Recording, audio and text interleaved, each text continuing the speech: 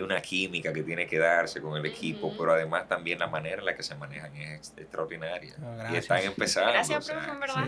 Sí. Hemos estado trabajando. Tú pones eso en el clip del principio. Vamos a producir.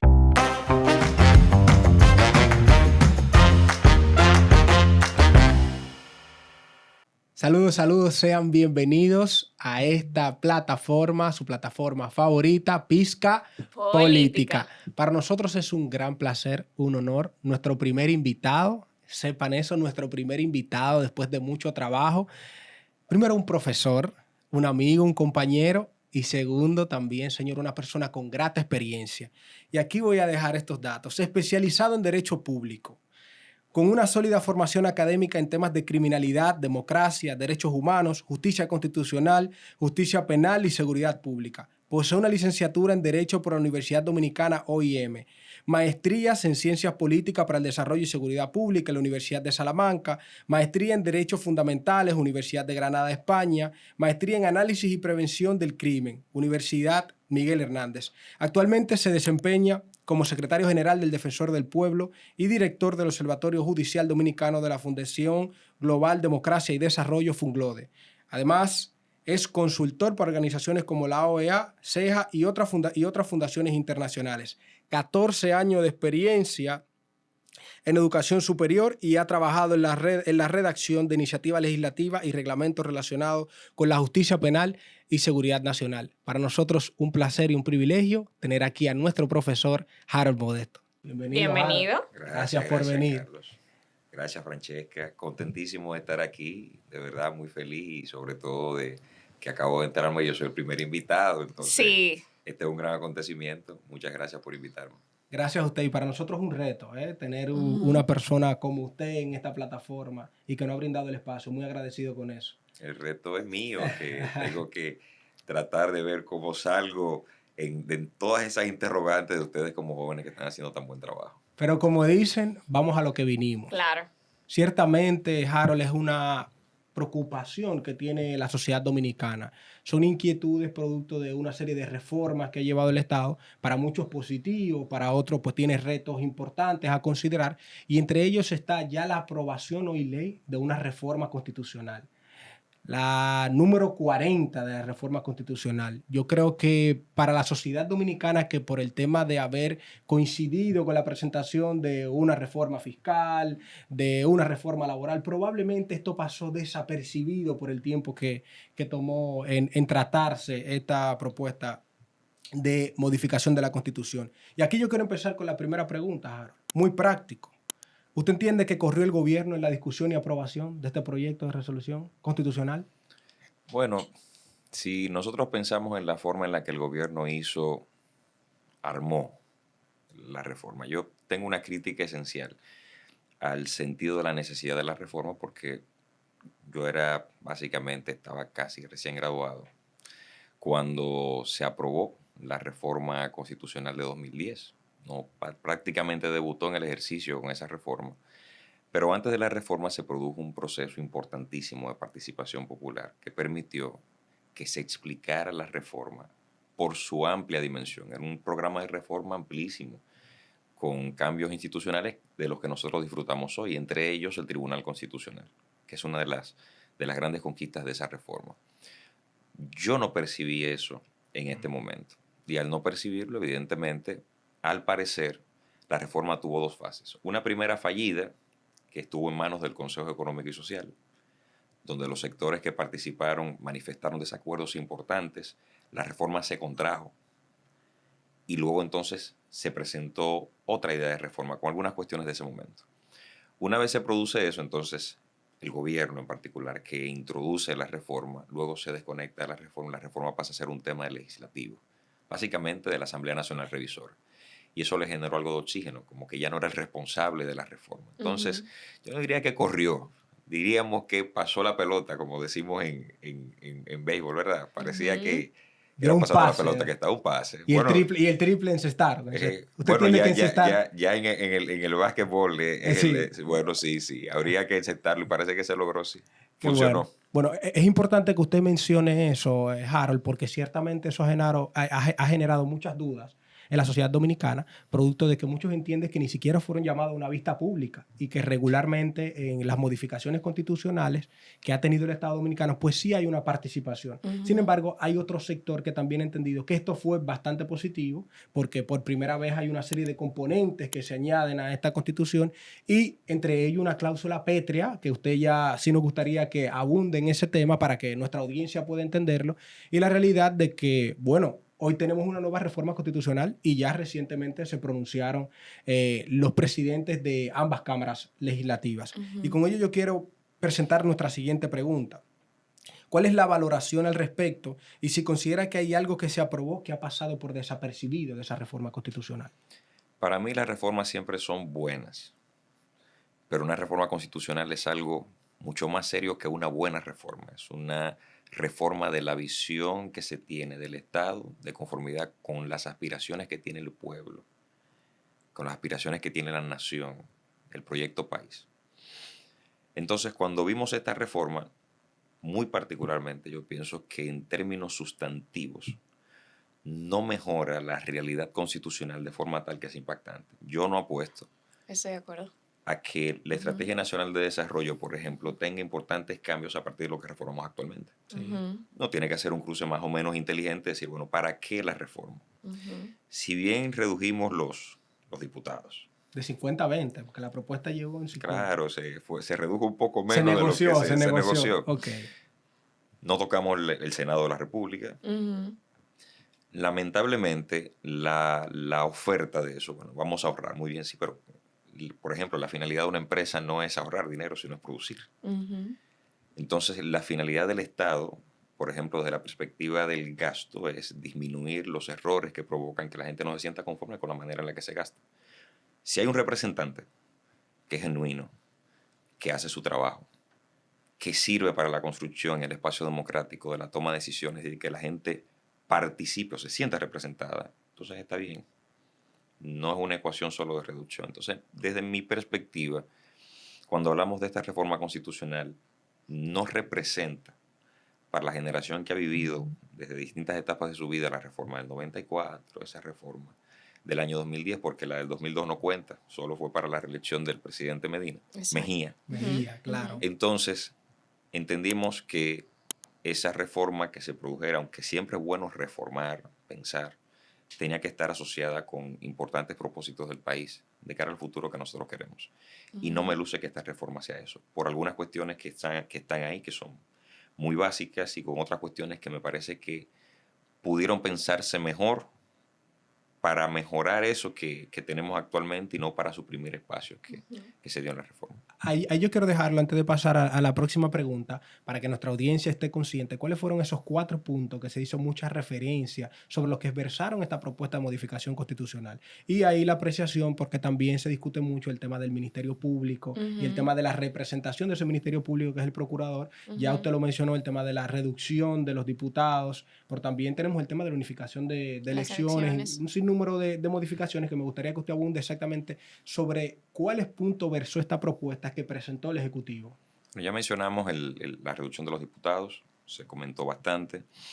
El tema y aquí podemos tocar el asunto de lo que pasó por desapercibido en la reforma, el tema de la reelección presidencial del presidente de turno, que es básicamente donde se concentró esta parte de la reforma. La extracción del procurador del Consejo Nacional de la Magistratura, pero su designación por el Consejo.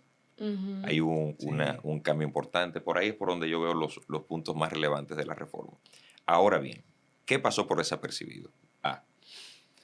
Lamentablemente, desde la Constitución del año 2015, con la pugna por el poder y que si Danilo podía ser presidente o no podía ser presidente, se comenzó una práctica, una disposición transitoria. Exacto. Que era supuestamente el mecanismo de exclusión de quien tenía el poder. Sí, de acuerdo.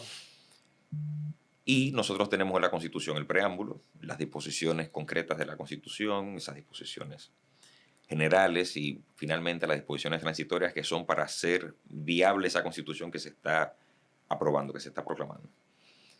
Entonces, colocamos un condicionante, entre comillas, para Danilo Medina, pero dijimos es una disposición transitoria. Eso quiere decir que va a agotar la eficacia de la disposición se va a agotar justo cuando pase el periodo al que se hace referencia, porque la preocupación no es si Danilo puede ser presidente en 10 años. Claro. La preocupación era si Danilo puede ser presidente en el periodo siguiente. Y es la misma preocupación con el presidente Abinader. Entonces ahora, sin tocar esa disposición transitoria que se agotó con la Constitución del 15, entonces otra disposición transitoria para situarlo en términos ónticos directamente con la persona del presidente de turno. Y yo tengo la certeza de que una disposición transitoria es una disposición transitoria. Exacto. Más nada.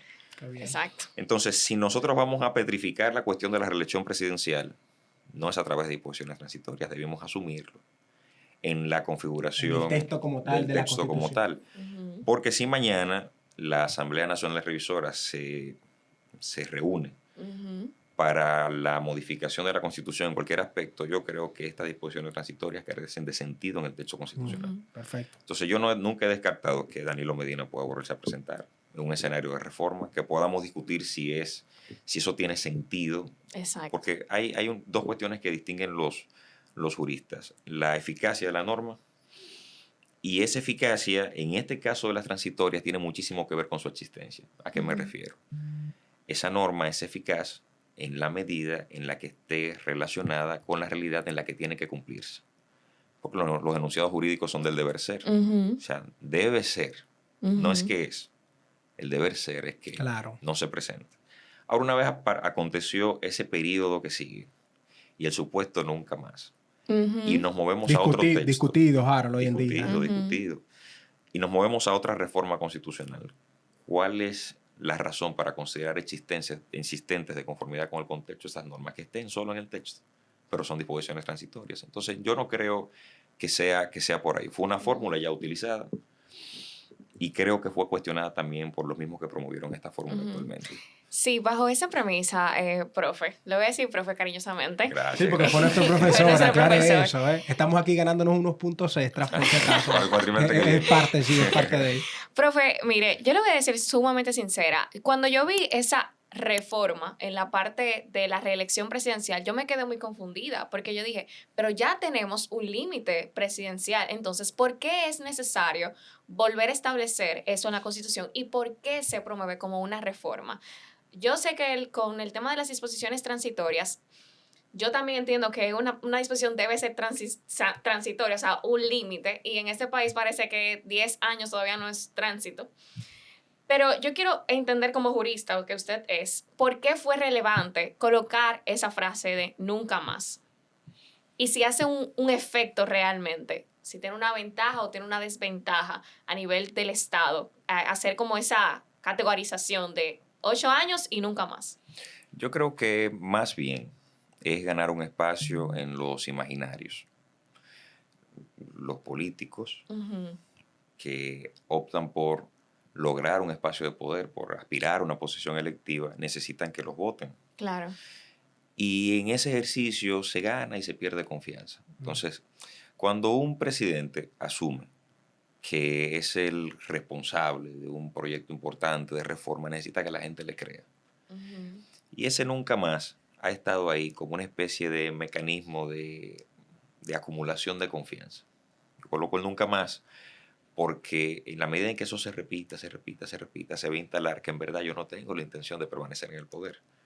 Sin embargo, hemos visto que el nunca más, el alcance simbólico que tiene, no es más allá que el alcance que tienen las posibilidades políticas y lo que impone la lucha por el poder. Entonces, todo el que estuvo en algún momento en el contexto de nunca más, incluyendo el presidente Mejía, hicieron sus modificaciones y se adherieron. Claro. Y pudo volver a ser presidente. Decía don Servio Tulio Castaños que los únicos que están habilitados son el presidente Mejía y el presidente Fernández. Y uno se pregunta, pero si en algún momento cuando se estructuró todo este proceso de reformas, cada uno de los que estaba compitiendo optó por salir del juego político, entonces el nunca más no va más allá que en el momento concreto en el que se ha establecido y se ha discutido, entonces permitir que los presidentes que están luchando por el poder ganen un poco de confianza con eso. Para mí no es más que eso. No significa en la realidad mucho más que ese intento de ganar confianza. Qué buena respuesta realmente, porque sigue repitiéndose el punto de que no Nunca es más. relevante, no, y que no es relevante la reforma a nivel jurídica y necesaria de la Constitución. Pero bueno, profe, otro de los temas discutidos fue si fue necesario o no, si es ventajoso o no la unión de las elecciones. Y aquí tenemos varios argumentos, desde que es mejor a nivel de gasto o que no es mejor a nivel de gasto. Eso lo ha mencionado la Junta Central Electoral, o que el gasto no es relevante para toda la logística que va a envolverse en ese proceso. Otros han discutido que si usted une tantas elecciones al mismo tiempo, es posible que haya más votos nulos porque las personas no están como documentadas suficientemente. También se comenta que se hizo las elecciones unificadas con el propósito de que haya más participación, porque las elecciones municipales casi nunca tienen el porcentaje No el mayor. índice de participación. así es. Exactamente. Entonces, ¿cómo usted lo ve eso? Yo creo que nosotros enfrentamos un problema serio de abstención y de participación Sí. que se refleja precisamente en las municipales. Sí. Y para lo que no ha dado resultado el tema de dedicarle toda la atención a esas elecciones. Ujú. Por alguna razón, las personas no sienten que las elecciones de alcaldes, regidores, presidentes de distritos municipales, entre otros, sean relevantes. Ujú. Quizás es porque cuando uno comienza y se mueve en las calles y ve los servicios de los que son responsables de estas autoridades, se da cuenta de que son de los que menos evolucionan. Ujú. Sin embargo, no existe, con relación al tema de la unificación o no de las elecciones, Ujú. información importante y estudios que nos digan por dónde debemos caminar. Sí. Hay supuestos de que, bueno, quizás participen más, pero hay otros fenómenos asociados con eso que no tienen nada que ver con si las elecciones están juntas o no. Hay algunas referencias en torno al gasto y a eso se le debe añadir, bueno, si gastamos mal, entonces perfeccionemos los mecanismos para lograr que las elecciones sean más eficientes. Claro. Ujú. Esa es otra Eficiencia, cosa. Claro. Un tema de eficiencia del sistema. Tiene la Junta que fajarse en diseñar un esquema de elecciones de conformidad con la ley que le permita que sean lo más económicas posibles. Ujú. Y detrás de eso está, bueno, la gran cantidad de recursos que manejan los partidos políticos de cara a las elecciones. Esa es otra cosa. Entonces, en este momento histórico yo creo que sencillamente estamos de nuevo dando un paso como lo dimos antes. Primero unimos, luego separamos, luego unimos y nos vamos a mantener en eso. ¿Qué es importante? Entonces, que el actor que dice que el gasto puede ser menor, entonces genere las propuestas necesarias para que tengamos un gasto menor y defendamos entonces que de la unificación se desprende una mayor eficiencia en el uso de los recursos públicos. De no ser así y de atraparse en las elecciones de vez en cuando, en eso volveremos a discutir más adelante eso. No existe una evidencia empírica Ujú. seria, relevante que nos diga eso. Qué bueno que usted plantea eso, maestro, porque nosotros que solemos compararnos y aplicando aquí mucho el derecho comparado con los países de la OCDE y muchos países latinoamericanos, son pocos países ciertamente que tienen elecciones unificadas. Hasta, digamos que no por un tema de gasto, sino por un tema de los retos adversos que eso tiene. Porque en el caso, por ejemplo, de Venezuela, que ahora mismo está viviendo una situación complicada, y ponemos este ejemplo práctico, de tener unas elecciones unificadas donde actualmente es claro que hay un robo de la elección presidencial, pues entonces ahí tuviéramos dos problemas al mismo tiempo. Tuviéramos el problema de la elección presidencial, pero también los gobiernos locales, que se vieran viciados en ese momento. Entonces, ahí hay unos retos importantes que a la población también le genera un tanto de ruido, aunque yo sigo creyendo que el tema de la unificación, si se analiza en el tema de la eficiencia, como usted plantea, pudiera tener aspectos positivos. Y ahí es que yo quiero plantear las preguntas que nosotros escuchamos en los ciudadanos referente a esta aprobación de reforma constitucional. ¿Qué nivel de confianza tiene el soberano, considerando ese contrato social, es que es el soberano quien debe promover todo ese tema de la modificación? ¿Qué nivel de confianza ya tienen ahora mismo los ciudadanos sobre una constitución que se aprobó en aproximadamente 2 meses? La presentaron en 2 meses, pero en el Congreso no duró un mes. Entonces, ¿qué nivel de confianza pudiera tener este ciudadano referente a eso, a una constitución que siente que no participó y que no fue llamado? El nivel es bajo, naturalmente. Por el hito de la reforma del 10, el proceso de consulta popular fue un proceso arduo previo a la aprobación de la reforma constitucional, con la participación no solo de todos los sectores sociales, sino que ahí también participaron quienes estaban en desacuerdo con la reforma de los distintos poderes públicos. Podemos recordar, por ejemplo, un escenario bastante interesante, el desacuerdo que tenía el magistrado Jorge Suberoiza de que el Tribunal Constitucional fuese un tribunal y no fuese una sala de la Suprema Corte de Justicia. Pero está el registro de que se discutió. No salió mejor el Tribunal Constitucional, en verdad. Pero era necesario saber que había una posición distinta y que en los modelos, en todos los modelos, hay posibilidades de ver buenas prácticas en una u otra dirección. Pero si la gente no lo sabe, porque no tiene por qué saberlo. O sea, hay que entender. Y quizás esto es de lo delicado de este escenario, que hay cuestiones que había que explicarle a la gente. Hay una sutileza, por ejemplo, y aquí hablamos del mismo tema de la confianza, en la función del Ministerio Público, que ahora dice que es el responsable de la formulación de la política de persecución penal. Entonces ya la Constitución, el concepto política criminal del Estado, no hay un responsable. Claro. Y la política de persecución penal esa es una cosa, y eso cualquier persona formada mínimamente en el ámbito del derecho penal lo sabe, ahora un ciudadano no.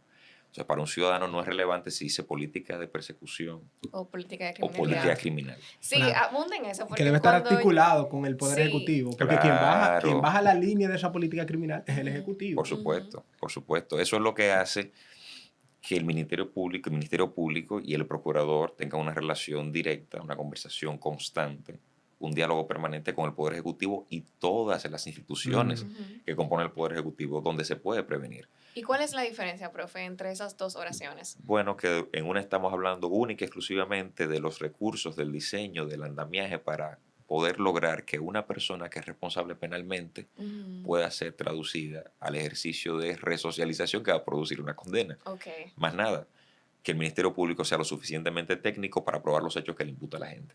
Ahora, por el otro lado, estamos hablando no solo del tema de la persecución, sino también de la prevención. Perfecto. Entonces, una escuela Claro. es un mecanismo de prevención. Es un mecanismo de prevención.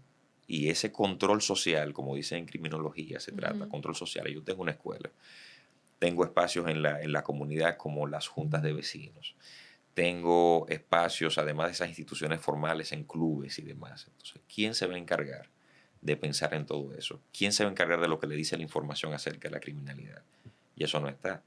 Entonces, producto de que todos los segmentos sociales de alguna forma tienen interés en el problema de la criminalidad, nosotros necesitamos un órgano que descifre todos los datos y que se encargue de sugerir por dónde debemos encaminarnos. Por ejemplo, y vuelvo al tema de las escuelas. Nosotros tenemos la duda de cuánto tenemos que imponerle de sanción a un menor para poder ponerlo cuando delinque, ponerlo en su sitio. Muy bien. Y esa información se produce esencialmente en los espacios donde encontramos a esos menores, que son esencialmente los espacios educativos. ¿Quién se va a encargar de determinar cuál es la circunstancia que hace que un menor de edad, por ejemplo, se desvíe? Claro. De observarla con lo que le dicen los datos. Porque bueno, yo me encargo de la política de persecución penal, pero ¿quién le va a decir al sistema educativo? Mire, yo estoy notando que los jóvenes en esta edad, en estas circunstancias, provenientes de estas familias, Están consumiendo este tipo consumiendo de contenido, drogas, están abandonando. están Claro. haciendo estas Claro. cosas. Entonces, alguien tiene que responsabilizarse de eso y desapareció el responsable. Yo sé que el Ministerio Público, y eso es importante decirlo, no lo asumió, aunque estaba en la Constitución. Pero al margen de eso, me parece que era una oportunidad para el desarrollo de la política criminal del Estado. Y eso pasó por desapercibido porque la gente no entiende la diferencia. Claro. Claro. Sí. Pasa por desapercibido y es bueno plantearlo porque aquí hay algo, Harold, que nosotros queremos aclarar. Estas preguntas que nosotros hemos construido aquí han sido inquietudes que nosotros hemos notado en las redes sociales del mismo ciudadano que no ha entendido muchas de las cosas y que incluso ha versado toda su imaginario, incluso muchas de las apreciaciones que se tiene bajo el contexto de esos candados como lo presentó el Ejecutivo, que vuelvo y reitero, yo creo que independientemente de la modalidad en la que se trabajó, que pudo haber sido mejor, creo eso, tiene aspectos positivos. Claro. Sin embargo, aquí hay algo que yo quiero precisar con su persona, porque trabajar una reforma constitucional nunca ha sido fácil. Y se demostró en el año 2010. Yo y Francesca estábamos en Pamper, quizás en esos momentos. Teníamos 8 años. Pero la realidad es que, bueno, lo que vemos en nuestras investigaciones es que eso trajeron consultores internacionales, muchas referencias. Sin embargo, en estos momentos sí nos preguntamos, wow, ¿cuál es la percepción que puede tener el ciudadano, incluso su misma percepción, porque también somos parte de la ciudadanía, en el contexto de aprobar una reforma constitucional mientras tenemos una propuesta de reforma fiscal que llega, mientras tenemos una propuesta del Código Laboral que llega y tenemos el análisis de un presupuesto general del Estado del año 2025? ¿Qué percepción pudiera tener esto ante el soberano, ese ciudadano, aprobar un proyecto de ley, en este caso modificación constitucional, en ese contexto? En ese contexto parece ser que para lo que quedan todas estas reformas es que las entienda solo la clase instruida. Literalmente. Aclárele eso a Sí, nuestros sí. ciudadanos. Se supone que los gobernantes gobiernan para todos. Entonces yo debo tener genuinamente una preocupación por la persona que representa el mayor estandarte de la comunidad intelectual del país, como de aquella persona que no sabe leer y escribir, pero que escucha un medio de comunicación y necesita entender la diferencia entre uno y otro concepto. Porque esa persona también participa y vota. Esa es la realidad. Y necesita sentirse conforme con lo que están haciendo los gobernantes. Se gobierna horizontalmente para todo el mundo. El gobierno no es así. Claro. Es así para todo el mundo. De manera que todos los niveles sociales. Claro, y los parámetros de que generan desigualdad e inequidad se resuelvan en una visión de gobierno más o menos clara. Entonces, cuando uno revisa que en lo que uno entiende qué se va a hacer con la reforma constitucional, ya tengo entonces un programa de reforma fiscal complejísimo, muy técnico, Claro. muy técnico, incluso parece que es el dominio solo de algunos profesionales. Muy técnico. Y luego estoy anunciando otras reformas más. No le doy la oportunidad a las personas de que entiendan cuáles son las decisiones y sus fundamentos. Y un paréntesis ahí, Harold. No solamente que es técnico, como dice Francesca, sino que preocupa incluso cómo se avalancha una ciudadanía en contra de la propuesta y que no necesariamente tiene un valor fáctico de hecho de que hay propuestas que pueden ser distintas a la que se presentó, sino que de aquí van a salir muchos presidenciables y muchos Claro. posibles aspirantes, porque esto aquí, ciertamente el tema fiscal, amerita, digamos que un sentido del populum, que a la gente le gusta, y el populismo se monta en esta ola. Sí, claro. Y ahí se pierde la oportunidad de que la reforma implique un proceso adecuado de participación. Claro. Las reformas. Y de que no se confundan los temas de forma tal de que se aprovechen para la contienda política y para los oportunismos políticos. Entonces, hay temas importantes en la reforma. Todos lo sabemos. Por ejemplo, en la reforma fiscal, como se está planteando, nosotros sabemos que necesitamos empoderarnos un poco más del gasto. Eso es un tema que también lo vamos a invitar, porque necesitamos también escuchar su percepción para grabar sobre ello. A la orden. Pero si pasa de esta manera, entonces se cuestiona todo. Exacto. Y quizás la salida del presidente puede ser en algún momento retractarse de la mayoría de propuestas que son necesarias. Propuestas necesarias ahí. Pero abordándolas de esta manera se genera, todo se confunde en un proceso de oposición y termina entonces la ciudadanía en desacuerdo con absolutamente todo. Yo he escuchado a una señora, no recuerdo cómo individualizarla, pero sé que en un momento dijo que bueno, el presidente ha hecho algo peor que ni Hitler se atrevió a tanto. Yo como no escucho una cosa así. No, así no. Cuando uno escucha una cosa y se da cuenta de que hay una pasión. Yo estoy totalmente en contra de esas posiciones populistas. Claro, y radicales, evidentemente. Bueno, yo me voy a reservar mi opinión de la reforma fiscal. Aquí aprovechar y dejarle esta última piquiña, ya que estamos hablando de esa reforma fiscal tan discutida, debatida, que tiene aspectos positivos. Vuelvo y reitero, hay aspectos positivos que tiene la reforma, que amerita ser discutido en condiciones técnicas. Tiene otras cosas que puede mejorar. Ahí sí lo creo. Que también, como ya ha establecido nuestro maestro aquí, Harold, hay una realidad y es que se utiliza como politiquería este instrumento que lastimosamente desvirtúa el conocimiento de muchas personas que no tienen claro hacia dónde se dirige esto. Y aquí algo importante. El derecho a la vivienda es un derecho fundamental. Eso lo aprendimos 100% de que empezamos de eso. Y aquí hay algo que se está cuestionando sobre ese impuesto a la vivienda, el llamado IPI, pasar de 9 millones a cerca de 5.2. ¿Cuál es su percepción sobre eso y de qué forma esto vulnera una sociedad democrática de derecho? Hay un esfuerzo que hace el Programa de Naciones Unidas para el Desarrollo, que hace una evaluación multidimensional de la pobreza. Es algo así como se denomina en América Latina. Y en ese esfuerzo explica cómo en las franjas etarias del 90 al 2000, del 2000 al 2010, del 2010 al 2020, hemos manejado el tema de la pobreza, de la pobreza extrema a la pobreza, bueno, ya no tan pobres, viviendo por encima de los $5 y demás. Y la pandemia nos mostró que esos datos pueden cambiar por más esfuerzos que se hagan y que puede haber crisis que impacten eso directamente. Cuando se generan estas decisiones, no tenemos que verlas exclusivamente en el ámbito de una reforma porque va a producir mayores ingresos. No, hay que verla desde la perspectiva del impacto que eso puede tener progresivamente ante los escenarios de crisis que pueden no ser predecidos por el Estado, que pueden no ser anticipados por el Estado.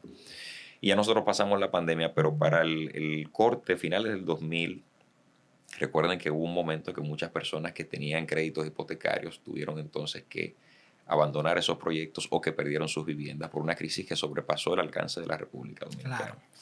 Y eso de cierto modo se repite de vez en cuando. Entonces, una decisión de esta naturaleza tiene que mirar naturalmente que de repente puede haber un cambio tan importante en la forma en la que funciona el mercado inmobiliario que dispare los precios. Claro. Por ejemplo, uno mira los anuncios de las propiedades en NACO. Y no es verdad que el metro cuadrado puede valer tanto. Pero ese es el precio. Claro. Una cosa es el valor, otra cosa es el precio. Sí. Entonces, eso que nos ha pasado implica que disminuyamos de manera significativa la capacidad de la gente de moverse en los distintos niveles de clase social, de las clases sociales. Entonces, nosotros hemos apostado siempre a que la gente de clase baja pase a clase media. Entonces, ¿cómo lo va a hacer si poco a poco los comprimimos más en el lugar donde están? Entonces, las políticas anteriores, independientemente del acuerdo o desacuerdo que podamos tener con algún otro gobierno, nosotros nos beneficiamos de esas políticas. Bueno, yo soy uno de los que evidentemente con el IPI como está, me siento más cómodo. Claro. Pero con los cambios, entonces ya mis decisiones a futuro... que va a pagar más, eso le va a tocar los bolsillos. Por supuesto. Pero quizás no soy el que más. Quien va a enfrentar esa reforma es el que ahora mismo está moviéndose a tomar decisiones importantes acerca del acceso a la vivienda como un derecho fundamental. Exacto. Entonces eso hace que evidentemente pensemos esa decisión no como una medida inmediata para los ingresos de ese año, ¿no? La pensemos en cómo impacta hacia el futuro y qué nos dice con relación a otras decisiones anteriores que hemos tomado. Estamos siendo coherentes con la mirada que hemos dado al desarrollo de la gente. Con el paso del tiempo me parece que con esa decisión no. Yo estoy muy de acuerdo con usted. Ahora, ¿algún mensaje final que usted le quiera dejar a nuestra audiencia? Señores, quisiéramos continuar aquí, durar 1 hora más. Producción ya no está haciendo seña, que terminemos esto, no por la calidad del contenido, porque está exquisito, sino porque ciertamente hay compromisos también que atender. Y nosotros continuar aquí, primero con una persona de tanta experiencia y de tanta capacidad profesional, y aparte nuestro profesor, es para nosotros, pues digamos que un grato placer. Entonces, sí quisiéramos que usted le deje un mensaje a la audiencia referente a este proceso de reforma y cómo la ciudadanía debe comportarse ante ello, jugar ese rol activo, ese rol pasivo, qué percepción debería jugar, incluso cuidarse de las influencias que tienen intereses de trasfondo. Ahí sería bueno que usted le deje ese mensaje a nuestra audiencia. Bueno, hay un amigo que ya no está en este plano terrenal que siempre me decía, que fuimos socios de oficina, que a los abogados se les paga para desconfiar de la gente, para desconfiar. Y yo creo que puede haber una manera positiva de asumir la desconfianza. Es que, bueno, es el servidor el que tiene la obligación de ganarse mi confianza. Yo no se la tengo que dar, no la tiene que ganársela. Entonces, que la ciudadanía desconfíe no solo de la razón de la toma de decisiones, sino de la razón por la que se oponen a la toma de decisiones es importante. Sería mi mensaje inicial. Vamos a enfocarnos en entender nosotros en qué consiste la reforma, en qué consisten los pasos que se han dado, en qué consisten las decisiones y cómo nos impactan. Porque nosotros somos los que vamos a decidir al final de la jornada. Bien importante eso. Y que la reforma no se agota en las reformas mismas, sino en la aplicación de los cambios de la reforma. Entonces, miremos las normas que van a surgir de estos cambios, prestémosle mucha atención, veamos si cumple quien ofertó la reforma con las responsabilidades que vienen después de la reforma. Tomemos en cuenta algunas cuestiones y cuestionémoslas desde ahora. Por ejemplo, ¿cómo es posible que el presidente plantee la nominación de una persona como procuradora? Así dice la reforma taxativamente. Exacto. Y que entendamos que eso es un cambio sustantivo en relación a lo que ya está. No sigue siendo la misma designación del presidente y la validación del Consejo Nacional de la Magistratura, porque no hay un mecanismo establecido para si no cumple con las condiciones, entonces ¿qué pasa? El presidente nomina a otro. Entonces, seamos cautos con esa parte para que podamos avanzar esencialmente. Y una recomendación final que no tiene nada que ver con la reforma es que estos espacios se multipliquen, estos espacios de esta forma, con jóvenes como ustedes, que además de la oportunidad de dialogar con ustedes, sé del cariño que me tienen. Y que le prestemos atención a voces que no tienen otro interés que el de construir, que el de edificar. Si vamos a destruir algo, que sea para edificar sobre eso que se destruyó porque está mal, no solo porque nos conviene destruirlo. Ese sería mi mensaje final para todas las personas que nos siguen a través de este espacio. Exquisito. Perfecto, muchísimas gracias a nuestro querido profesor Harold. Nosotros estamos más que felices de tenerlo a usted como primer invitado. Siento que esto fue exquisito y para todos será esencial saber de qué va la reforma fiscal, la reforma constitucional y la reforma al Código Laboral. Nosotros esperamos que ustedes se suscriban, que nos den like, que Apoyen esta comenten plataforma. si están de acuerdo con la reforma constitucional. ¿Fue necesario cambiar el nombre de un procurador a un abogado general? ¿Fue necesario unificar las elecciones? Cuéntenos todas sus opiniones, que estaremos atentos a ustedes. Y nada, eso es todo de Pizca Política. Política.